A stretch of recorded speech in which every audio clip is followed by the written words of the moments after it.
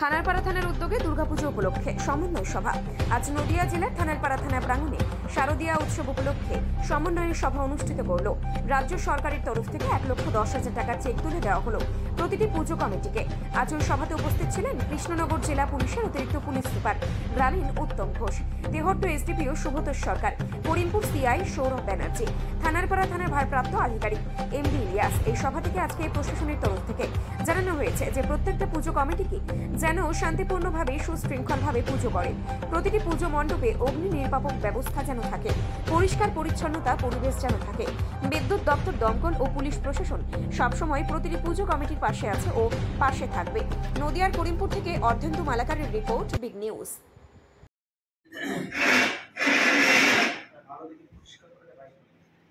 আজকের এই সমন্বয় সভায় উপস্থিত আমার কলিগ এসডিপিও দেহট্ট করিমপুর সাহেব, ওসি থানারপাড়া, বিশিষ্ট সমাজসেবী এবং প্রধান সাহেব বিগল গান্ধী এবং ম্যাডাম আছেন, ম্যাডাম, এবং সর্বোপরি আপনারা যারা এখানের মধ্যে অনেক বিজি শিডিউলের মধ্যেও আপনারা এসছেন বিভিন্ন কাজ ছেড়ে দিয়ে, সবাইকে আমি আমার তরফ থেকে আগাম শারদীয়ার শুভেচ্ছা জানাচ্ছি এবং জাস্ট 2-4 কথা যেটা শেয়ার করতেই হয় সেইটুকুর মধ্যে বলছি।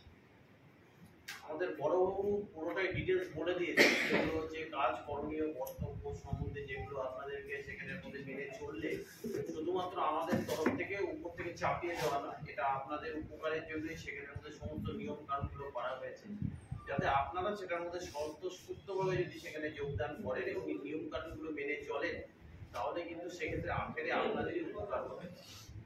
সবার প্রথমেই আমি একটা জিনিস ধন্যবাদ জানিয়ে শুরু করব যে আমার এই 1.5 বছরের অভিজ্ঞতার মধ্যে আমি একটা জিনিসের মধ্যে থানারপাড়ার খুব সেখানের মধ্যে আমি কৃতজ্ঞ যে থানারপাড়া কিন্তু চিরকালই ঐতিহ্যটা বজায় রেখেছে, এটার মধ্যে কোনো দ্বিরুক্তি নেই। বিভিন্ন সময়ের মধ্যে এর আগের বারের মধ্যেও সেখানে মধ্যে যখন সৌরভ ছিলেন তখন আমি সৌরভকে বলেছিলাম যে এই দুর্গাপুজোর সময়ের মধ্যে 1st, 2nd, 3rd সেখানের মধ্যে একটা করার জন্য, এবং পরবর্তীকালে সেই প্রোগ্রামটা হয়েছিল। আমি এবারও ইলিয়াসকেও বলবো যে এই জিনিসটা যদি আপনি এবারের মধ্যেও করেন, ঠিক আছে, যারা দেখবেন যে সমস্ত নিয়ম কানুন সবকিছু মেনে, যেগুলো আমাদের সচেতনতামূলক সে প্রচার হোক বা আদার কিছু হোক, সেগুলো মেনে যারা করবে তাদেরকে আমরা একটা পরে একটা প্রোগ্রাম করে 1st, 2nd, 3rd আমরা বিবেচনা করে দেব। তো এটার মধ্যে আপনারা প্রত্যেকে এটাকে এনশিওর করবেন যাতে আপনারাও আরেকজনকে ছাপিয়ে যেতে পারেন। এটা তো একটা বেসিক্যালি ভালো একটা কম্পিটিশন, সেখানের মধ্যে সবাই হয়তো ভালো করেন, কিন্তু তার মধ্যেও চেষ্টা করবেন যে সবচেয়ে ভালো যদি আপনাদেরটা মধ্যে হয় সেটার মধ্যে, তাহলে সেক্ষেত্রে আপনারা ওটা রিকগনিশন পাবেন, আমরাও উৎসাহিত হব যে পরবর্তীকালের মধ্যে আরো কিছু সেখানের মধ্যে করার জন্য। একটা জিনিস যেটা থানারপাড়ার পুজোর মধ্যে আমি দেখেছিলাম, যেটার মধ্যে একটা পজিটিভ পয়েন্ট, সেটা হচ্ছে যে আপনাদের এখানে প্রত্যেকটা জায়গার মধ্যেই দালান টাইপের আছে, যেখানের মধ্যে কিন্তু প্যান্ডেল টাইপের আপনাদের খুব মন টাইপেরই সেখানের মধ্যে করতে হয়। সেটা একদিকের মধ্যে আমাদের তরফ থেকে ভালো এবং সর্বোপরি সব দিক থেকেই ভালো, যে তার কারণ হচ্ছে টেম্পোরারি স্ট্রাকচার থাকলে কি হয়, সেখানের মধ্যে থেকে বিভিন্ন রকম নিয়ম শৃঙ্খলা বা সেই জিনিসটার মধ্যে একটা বিপদের ঝুঁকিটা আমাদের কাছে রয়েই যায়।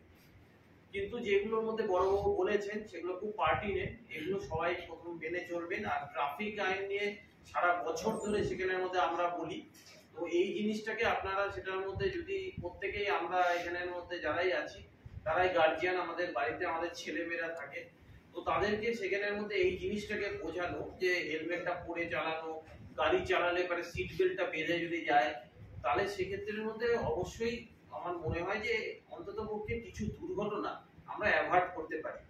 এটা তো আমাদের দুর্ঘটনা তো কারোর বলে আসে না যে এখান থেকে আমি বাজারে যাচ্ছি তার মধ্যে আমার কোনো অ্যাক্সিডেন্ট হবে না বা আমার সঙ্গে কারোর একটা কোনো ক্ল্যাশ টাইপের কিছু হবে না। তো সেক্ষেত্রের মধ্যে অবশ্যই এটাকে ট্রাই করবে যে ট্রাফিক নিয়ম কানুনগুলো সেগুলো যাতে মেনে চলা হয়।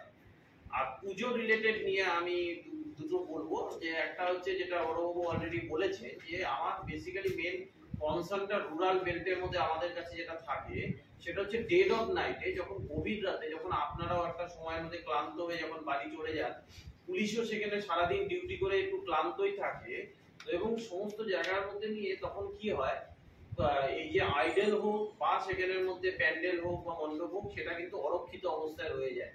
তো এখানের মধ্যে আপনারা কিন্তু এটা সমস্ত সময়ের মধ্যে এনশিওর করবেন যে ষষ্ঠী, সপ্তমী, অষ্টমী, নবমী, দশমী যেই সময়ের মধ্যেই হোক, সেখানের মধ্যে কিন্তু যাতে অন্ততপক্ষে ডেডিকেটেড ভলেন্টিয়ার 24 আওয়ার্স থাকে।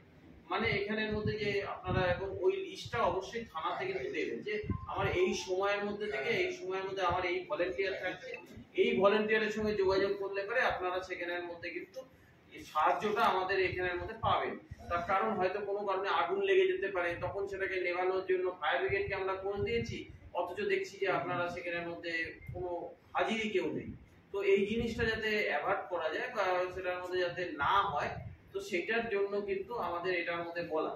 আর দ্বিতীয় জিনিস, সেটার মধ্যে এর আগের বারের মধ্যেও বলা হয়েছিল যে সমস্ত জায়গায় যেখানের মধ্যে আপনার মানে প্যান্ডেল বা পুজো হচ্ছে, সেই জায়গার মধ্যে অবশ্যই একটা আইডল এবং একটা প্যান্ডেলকে মানে সেখানের মধ্যে কভার করে অবশ্যই দুটো সিসিটিভি লাগানোর চেষ্টা করুন। প্রত্যেককে আপনারা 1,10,000 টাকা আমাদের মাননীয় মুখ্যমন্ত্রী দিচ্ছেন, তো সেখানে কিন্তু এখানে এটা কম টাকা নয়।